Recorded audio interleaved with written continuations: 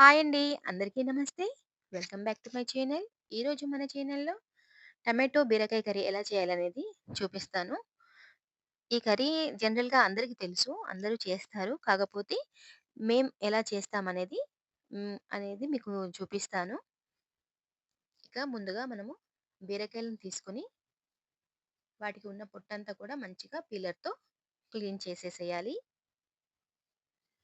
ఈ విధంగా వీడియోలో చూపిస్తున్నట్టుగా దానికున్న పొట్టంతా కూడా తీసేయండి.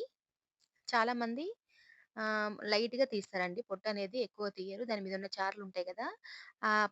వాటికి పైపైన మాత్రమే తీస్తారు. కాకపోతే ఇక్కడ మాత్రం నేను తొక్క మొత్తంగా తీస్తున్నాను. ఈ విధంగా మనం తీసేసేయాలి. అయితే ఈ తొక్క అనేది మనము వేస్ట్ చేయకుండా పడేయకుండా మనం దీంతో పచ్చడి చేసుకుంటే చాలా రుచిగా ఉంటుంది.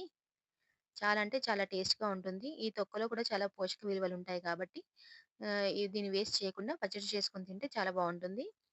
ఈ పచ్చడి వీడియో అనేది నేను నెక్స్ట్ ఎప్పుడైనా పెడతాను. తర్వాత ఈ బీరకాయలను వీడియోలో చూపిస్తున్నట్టుగా ఇలాగా ముక్కలుగా కట్ చేసుకోవాలి.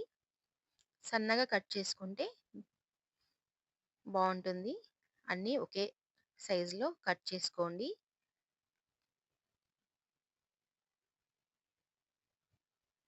మీరు చాపర్ బోర్డ్ మీదైనా పెట్టి కట్ చేసుకోవచ్చు. నాకైతే ఇలా వేళ్ళ మీదనే ఫాస్ట్‌గా కట్ చేస్తాను. సో, నేను అందుకే ఈ విధంగా కట్ చేసుకున్నాను. ఈ రకంగా కట్ చేసుకున్న తర్వాత స్టవ్ మీద ఒక పాన్ పెట్టేసుకొని దాంట్లో తగినంత ఆయిల్ వేసుకోవాలి. ఆయిల్ వేడెక్కగానే దాంట్లో కొంచెం జీలకర్ర, ఆవాలు కూడా వేసేసుకోవాలి. వేసుకున్న తర్వాత ఒక మీడియం సైజ్ ఆనియన్‌ని చిన్నగా ముక్కలుగా కట్ చేసుకోండి. అలాగే ఒక 3-4 వరకు పచ్చిమిర్చిని కూడా ముక్కలుగా కట్ చేసుకొని ఇందులో వేసేసుకోండి. తర్వాత ఓ 2 రెబ్బల కరివేపాకును కూడా ఇందులో వేసేసుకోండి. వేసుకొని ఒకసారి కలుపుకోవాలి. ఈ ఆనియన్స్ అనేవి కొంచెం కలర్ చేంజ్ అయ్యే వరకు మంచిగా ఆయిల్‌లో ఫ్రై అవ్వనిద్దాము. ఇలా ఫ్రై అయిపోయిన తర్వాత దీంట్లో ఒక టేబుల్ స్పూన్ వరకు జింజర్ గార్లిక్ పేస్ట్, అలాగే ఒక టేబుల్ స్పూను పసుపు కూడా వేసేసుకొని ఒకసారి కలుపుకోండి.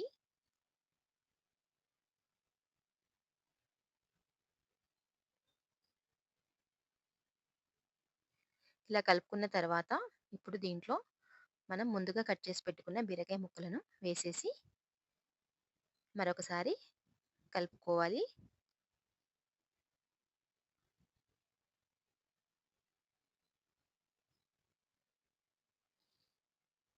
ఇలా మొత్తం చక్కగా కలిసేలాగా కలుపుకున్న తర్వాత మనము దీనికి మూత పెట్టేసి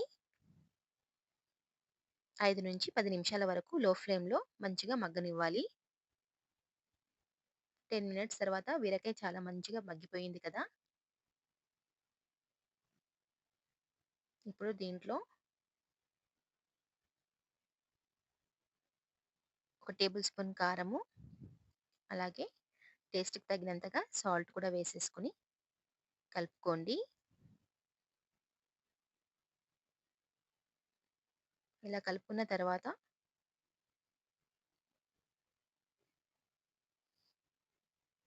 ఇప్పుడు ఒక మీడియం సైజు 2 చిన్న టమాటోలను తీసుకొని చిన్న చిన్న ముక్కలుగా కట్ చేసుకొని దీంట్లో వేసేసుకోవాలి.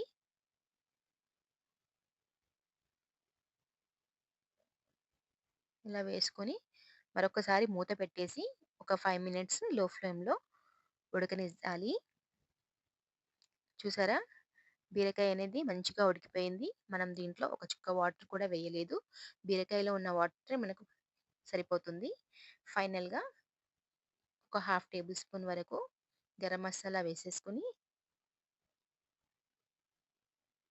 చూడండి, బీరకాయ మంచిగా ఉడికిపోయింది కదా! ఫైనల్‌గా కొద్దిగా కొత్తిమీరతో గార్నిష్ చేసుకోండి. అంతేనండి. ఎంతో రుచికరమైన టమాటో బీరకాయ కర్రీ రెడీ అయిపోయింది. తప్పకుండా ఈ రెసిపీని మీరు కూడా ట్రై చేయండి. ఎవరైతే మన ఛానెల్‌ని ఫస్ట్ టైమ్ చూస్తున్నారో మన ఛానెల్‌ని సబ్స్క్రైబ్ చేసుకోండి, లైక్ చేయండి.